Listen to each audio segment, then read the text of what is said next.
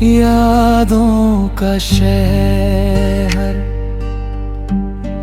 ابھی بسا ہے دل میں، ہر ایک راستہ لے جائے تیری محفل میں۔ تو جو چلی گئی خاموش ہوا سفر،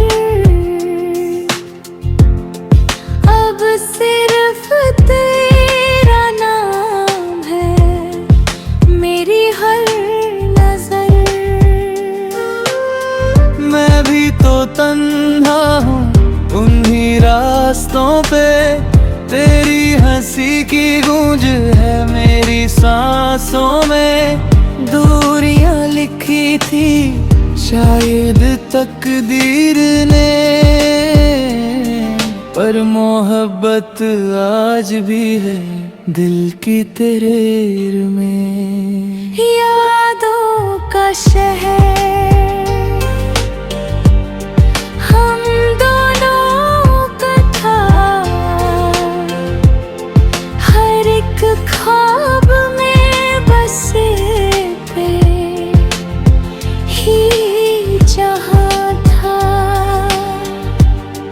وقت نے جدا کیا دل نہ جدا ہوا، محبت کا رشتہ کبھی نہ ختم ہوا۔ ہر رات ستاروں سے تیرا پتہ پوچھتا ہوں، خود سے زیادہ آج بھی تجھے چاہتا ہوں۔ ہر دعا میں تیرا ہی نام آتا ہے، دل چاہے نہ چاہے عشق نبھاتا ہے۔ اگر کبھی پھر سے ملاقات ہو جائے